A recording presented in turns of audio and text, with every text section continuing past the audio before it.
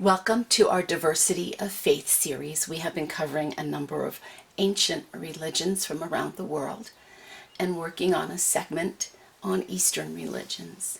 We've covered Buddhism as well as Confucianism, and today we cover the Japanese religion of Shinto or Shintoism. Shinto is a Japanese religion that is very ancient and was born from folk beliefs and nature worship, usually believed to be born in small villages around Japan, and gradually grew and is institutionalized and became a religion that is called either Shinto or Shintoism. The name itself is a Chinese expression from Shen Tao, or meaning the way of the gods. It was given this name by the early Chinese Buddhists who entered into Japan in the 1st century of the Common Era. The name also for the religion that the Japanese use is Kami no Michi, which means the way of those above, or the way of the Kami. Kami means superior, mystical, or divine, and we will talk quite a bit more about Kami coming up in the next few slides. Shinto is what is called a polytheistic religion. This means that many gods are worshipped. There is one particular god, as we are used to in religions such as Christianity or Islam or Judaism. And the gods of Shinto are very diverse and can range anything from ancient ancestors to people who may have died more recently to aspects of nature or weather. And you'll see in a moment how varied the gods can be. It is what we call, again, a polytheistic religion, and there is a phrase in Japanese, and I'm going to apologize ahead of time for all of my Japanese, called Yao Yarozo no Kami, which means there are 8 million gods. It's a way of saying that there is a myriad of gods or a surfeit of gods. It's, for example, if I would say something to you like I've told you 1,000 times. I don't literally mean I've told you 1,000 times. It means I've just told you without an end. So what it's best defined as a polytheistic as there is not a countable number of gods. In Christianity, we often think of sacred texts such as the Bible, and we have the same thing in Islam with the Quran, or in Judaism with the Torah, the Nevi'im, and the Ketuvim. Here in Shinto, there is no one particular sacred holy text that has the same impact as, for example, we would talk about the Christian or the Hebrew scriptures having. Instead, they have a set of books that are in their canon called the Kojiki, the Nihonsaki, the Kogoshu, and the Senmoya, which are considered model texts to help understand an ethical life. These texts together are called the Shinten. One of the ones that's very significant is the Kojiki. It starts with ancient history and talks about the creation of Japan from foam. In it, it describes numerous kami, gods and goddesses, and it moves from a mythological aspect into stories that are historical legends and ends in the imperial time of the early kingdoms. And what's interesting about this text is it is very heavily footnoted. For every few line of text, you see a great deal of footnotes in this text too. Here's an example of what a page of the text would look like written in Japanese. It's very beautiful, masterfully done, very much almost like a piece of art. And here is what the text actually reads. It says, the names of the deities that were born in the plain of high heaven when the heaven and earth began were the deity master of the august center of heaven. Next, the high august producing wondrous deity. Next, the divine producing wondrous deity. These 3 deities were all deities born alone and hid their persons. The names of the deities that were born next from a thing that sprouted up into a reed shoot when the earth young and like unto floating oil drifted about Medusa-like were the pleasant reed shooting prince elder deity. Next, the heavenly eternal standing deity. These 2 deities were likewise born alone and hid in their persons. The 5 deities in the above list are separate heaven deities. I'm reading you this text for a couple of reasons. It gives you an idea of the significance of the kami, or the deities, in Shinto, and also you can see in that several lines of text that there are 11 different footnotes. That attests to how much the text is footnoted throughout the entire part of the whole record. There is also no single founder or teacher or prophet or leader. For example, in Christianity, we would have Jesus. In Islam, we would have Muhammad. In other religions, such as Buddhism, we would have the Buddha. There is no founder or single teacher or prophet here. From the Nari period, which is a later period in Shinto, it was reconstruction with Buddhism as a one religion. And this change is when they started to blend worship of emperors into Shinto. And this type of Shinto is called Koka Shintoism. Modern Shintoism is a little bit different. Since the Second World War, Koka Shintoism has faded, and in its place is a type of Shintoism called Jinja Shintoism, which we will talk quite a bit about. The basic beliefs of Shinto are emphasizing tradition and family, and there are lots of events related to family life that are important, including birthdays and marriages. The other beliefs are over nature. Again, as I mentioned, it's a religion that has a lot of natural aspects in its deities, and being in contact with nature means being in contact with God. So a number of the festivals that you will see in Shinto are related to nature again, and one that you see this time of year is the Cherry Blossom Festival. Another important aspect is physical cleanliness. Taking baths and washing hands is very much a part of daily life in Japan, and you can see these aspects when you visit a Shinto shrine or sanctuary. So before entering a Shinto shrine, there is a ritual that is done called temizi, where you wash one hand and then you wash the other hand, and then you wash the ladle and place it back before entering into the shrine. Another basic belief is in religious festivals that these honor the spirits, both in large groups and individually, and allow people to come together in each other's company. Here is one of those rituals where a priest is blessing children during a shrine at a festival. There's also a cherry blossom festival in Doha, Qatar. In case you're wondering, the cherry blossoms that are in Washington, D.C. were donated by the Japanese government, actually in the early part of the 1900s.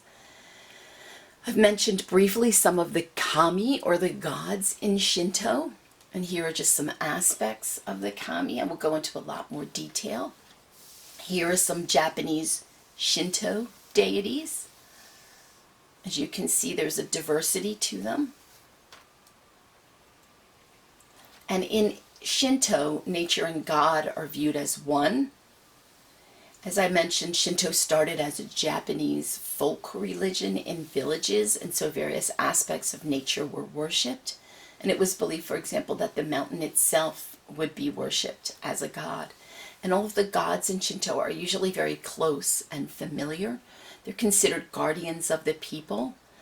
They help people with different things in life, such as dealing with the brutality of nature at times. There are also some gods that can cause mayhem, but most of the gods in Shinto are peaceful. People can even be worshipped as God. In particular, if somebody dies in a tragic way, it is believed that they might cause harm, in the real word, from a grudge. Just to avoid this, they are worshipped as gods in Shinto. People also who did great things in Japan can be worshipped also as gods. Common to the kami are what are called the four mitama, or the four spirits or natures. And each of these is part of the nature of a kami depending on the circumstances. So Aramatama is a wild or rough kami. Anigamatama is a gentle, life-supporting kami. Akushimatama is a wondrous kami. Asakimatami is a nurturing kami. And this division shows that kami are capable of positive things or also capable of negative things. And kami are usually classified into various categories. Some scholars use the function of the kami, others use their nature or their aspect to categorize them too. Generally, we have classical kami, and these are ones that appear in the texts like the Kojiki and the Nihon Soki, and I read to you out of the Kojiki, so those gods that were listed there would be gods of classical kami. And there is supreme gods in the classical kami. One is Amaterasu, who is the sun goddess, her brother Susanoo, who's the wind and sea god, and then other creator gods that are listed there on your screen. The first gods who remained in the heavens are often referred to as the Amatusukami, or the heavenly kami. The ones that came next were the earthly kami, or the Kunitsukami. And all of these, in times of great crisis, get together in a heavenly river for a conference or an assembly to support human beings.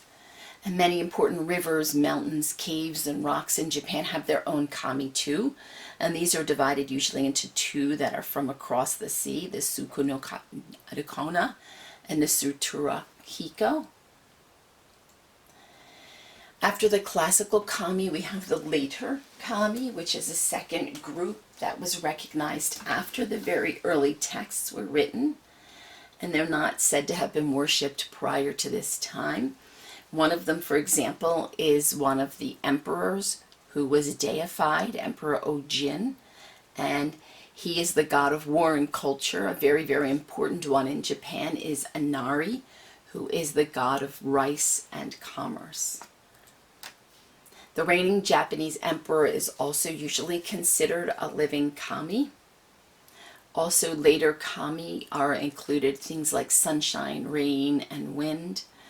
And very important is one that most of us have heard of, but in a different context, is the kamikaze, or the divine wind, which blew against the invading Mongol fleet in the 13th century CE, and it was used during the Second World War to describe the pilots. There are also individuals deified after death. Some are former emperors, some are scholars, and one is the founder of one of the dynasties in Japan in the 17th through 19th centuries. Foreign gods are also sometimes accepted as kami, and most notable among these are some of the gods from Hinduism, the Brahma and the Indra. Some of you may remember from our discussions about Hinduism, those gods. There are also kami that are accepted from Buddhism, and these are very often from what's called the Bodhisattva canon. For those of you who don't remember what a Bodhisattva is that somebody who has reached enlightenment and has chosen to come back and serve humanity and be reincarnated. A very popular set of gods in Shintoism are the 7 lucky gods, and these are a mixed group of both Chinese, Hindu, Buddhist, and Japanese gods, and are a great example of how Shinto welcomes and absorbs foreign deities into their pantheon of kami. And the 7 lucky gods are believed, as it says, to bring you luck at various aspects of your life, and they are very popular if you visit Japan in tourist regions.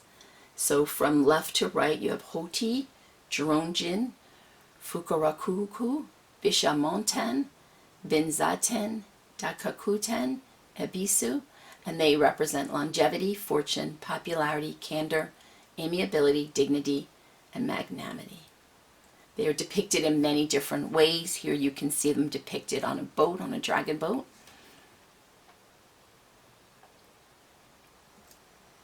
The third group of kami is local kami, and these are ones that you see in villages and areas like that. They can be at crossroads and boundaries. They can be near local features. They can be the actual kami of particular villages or the kami of particular families. They also include animals, in particular white animals. Local kami very often appear in pairs of one male and one female.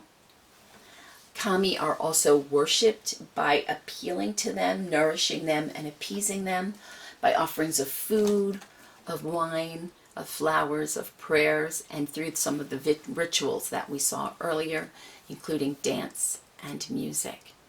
People often make pilgrimages to various kami. One very important kami is Mount Fuji. It's a place that is very often seen as a pilgrimage site. It is a remarkable natural feature in the landscape. And here is a picture of Mount Fuji. It is Japan's highest mountain and a great place of pilgrimage. It is a volcano, in case you were wondering about the structure. Here's another beautiful aspect of it.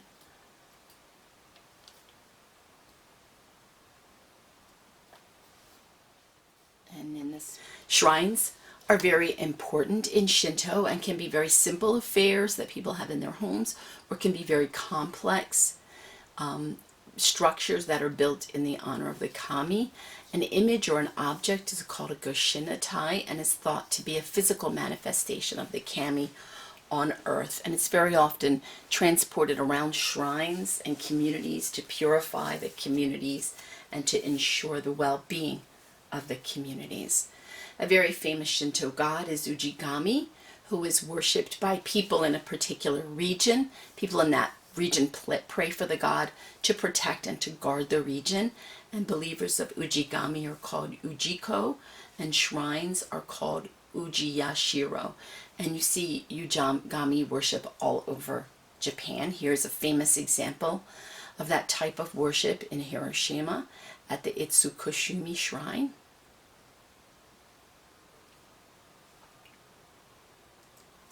Rituals around shrines are called saishi, and there are 11 types in Shinto, performed by people to show devotion to gods and for guardianship and prosperity. These saishi are also called amatsuri. Here's an example of one of those saishi that are being offered. And saishi are performed at Shinto shrines. This one's being performed at a shrine. And a shrine is called a jinja. And any kind of shahai are done at the jinja. It's a sacred place.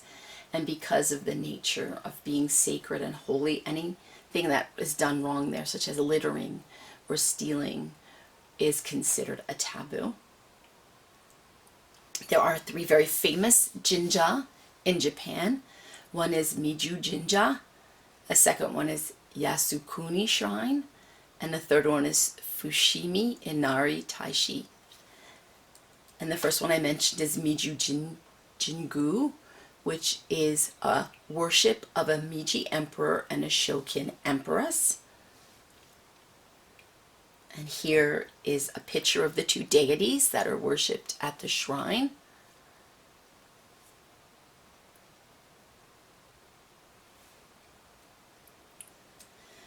This shrine sits amid a 700,000 square foot artificial forest that was planted with approximately 100,000 trees donated from all over Japan, with the goal of it becoming an eternal forest. And the Meiji Shrine was built in the center here. It is a very beautiful place. Here is one of the opening gates, or torii as they are called. I'll explain torii coming up in a moment. Here is another one of the torii through the eternal forest, and if you notice in the picture you see a person, and that person is very, very small in comparison to how large this gate or torii is. These are sake barrels. Sake is a rice wine that is offered during rituals of saishi, and these are various types of sake that can be purchased as you enter into the shrine. Another shrine is the Yasukuni Shrine. This is located in Shanduku, and it worships soldiers who were involved in the Meiji Restoration and those who fought and lost their lives in battle since 1853.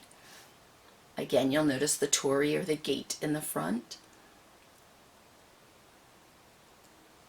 Here's a picture of it in various seasons. The website showed it in all of the different seasons and the remarkable beauty of the various seasons. Here we have winter, and here we have it this time of year in the spring.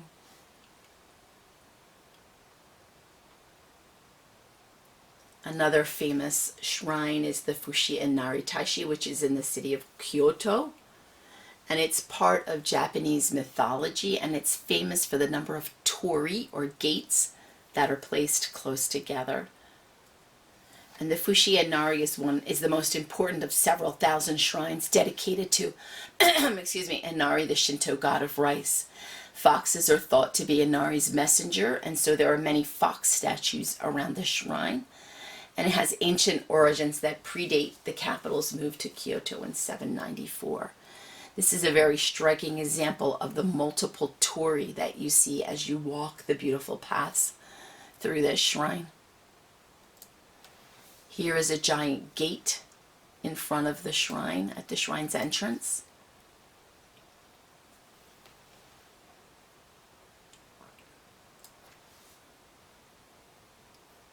Here's the opening to the shrine and the beginning of a festival. Here is another one of the gates you see in Kyoto. And another part of the shrine. And as I mentioned, this shrine is very famous for its density of torii or gates. And here is a great example of just how many they are. 2 dense rows of torii, which are part of the Senbon torii. And this is what it would look like if you were walking through them. There's a walking path.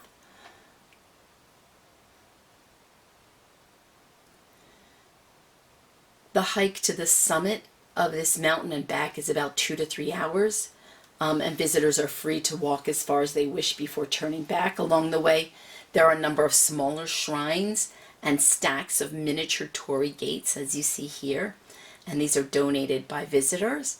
There's also a few restaurants along the way that offer locally themed dishes, such as inari sushi and kitsun udon, which is called fish udon. And both of these specialize in fried tofu, which is aborage. And the reason that they specialize in this food is that it's believed to be a favorite food of foxes. And as I mentioned, this shrine is very much linked to foxes. Saishi, or these rituals that I talked about, are usually done in 3 different compositions or 3 different ways. There's yosai, shukusai, and gosai. And saishi, as I said, are these rituals. So the yusai is the ritual that welcomes the gods. Shukusai is the ritual that celebrates the existence of this god. And this is sort of interesting about Shinto, but during shukusai, drinking excessively and making a racket is believed to be a good thing because people are happy and enjoying themselves, and the more happy and they are, the happier the god is. And then gosai is a ritual to see a god. During the saisai and the omokushi, a vehicle is a vehicle where the god sits, and during this, the omokushi is carried by several people to an area, and it believes that the god sits inside of this vehicle. How this originated was they used to carry royalty and aristocrats during the Nari period. And during this ritual, the saisha, the omokushi, is kept away inside the shrine. The main saishi is of the jinja, remember these are the places that you worship, is called the taisai. And these shrines very often hold other events and let street stalls open. You'll see fireworks, things like that.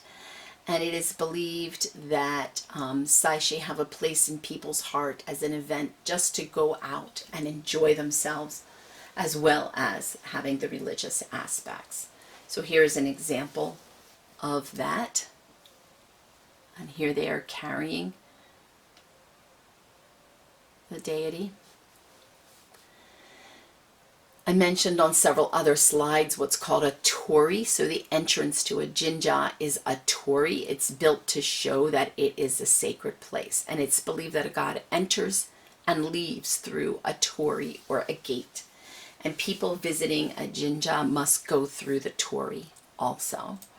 So here's a great example of a torii that leads to Mount Fuji.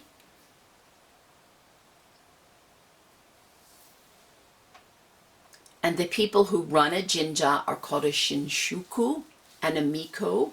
So a shinshuku is a person who coordinates the rituals of the seishi and the daily duties of the jinja and the service of the god, and they are all male.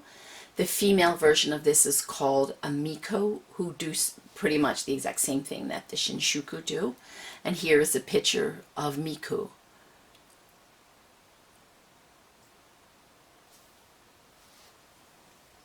I also have a video on how you worship a deity.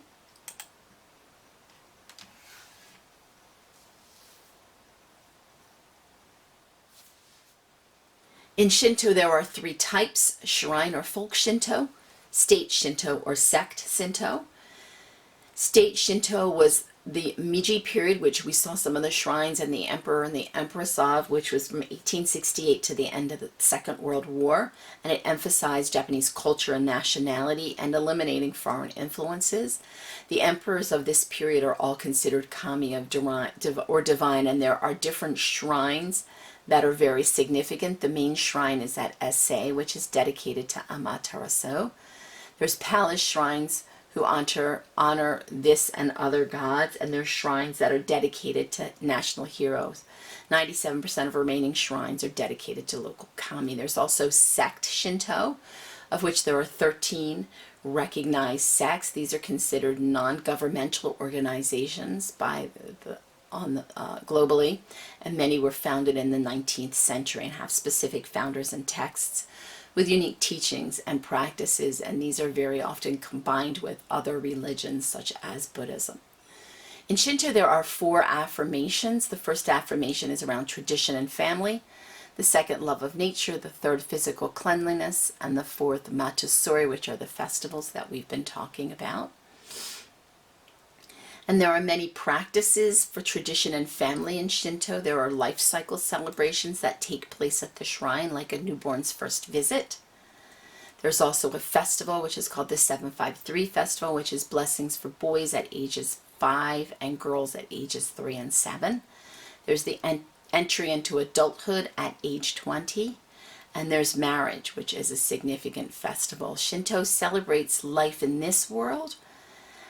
So very often in Shinto beliefs, the burial, death, and funerary customs are around Buddhist traditions, not Shinto traditions. There's also, as I've been stressing, a love of nature. There's an annual seed cycle of festivals. There's an emphasis on physical cleanliness. Again, we talked about water purification being significant, and here's a rite called Misoji, which is believed to be a purification rite to restore original purity. And it's believed that human beings, like all creatures, have a physical and spiritual nature, and so a person's spirit or kami survives death and dwells in the happiness of the kami world, depending on whatever fate is deserved. Behaving correctly and observing rituals pleases the kami and ensures a happiness in the present life, but also in death or in the kami world afterlife. When World War II ended, as I mentioned previously, Koka Shintoism faded away, and the Shinto that takes place now is called Jinja Shinto. And the virtue of this is Junyomei Sikuku, which is a word that is broken down into 4 components: joy meaning clean, mei meaning bright, sei meaning honest, and choku meaning right road. It's also thought that bad things come from outside. So in Japan, character is very important. Having a character flaw is meaning a person is disloyal in either thoughts, words, or deeds. In Shinto, it's very important that you be extremely loyal to your family, to the kami, to the ancestors, to the emperor, and to all Shinto beliefs. A taboo is a social or religious custom that prohibits a particular practice. And there's a large number of taboos in Shinto where you see spiritual pollution, and these are considered repulsive to the kami. So if you come in contact with a taboo, you must go through a ritual purification called a harai. And this can include fasting, scriptures, or self-mortification, including such things as walking on hot coals. I hope that you have enjoyed this presentation and learned quite a bit, and here are some of the sources if you're interested in learning a little bit more or seeing any more of the shrines. There are some interesting information on them.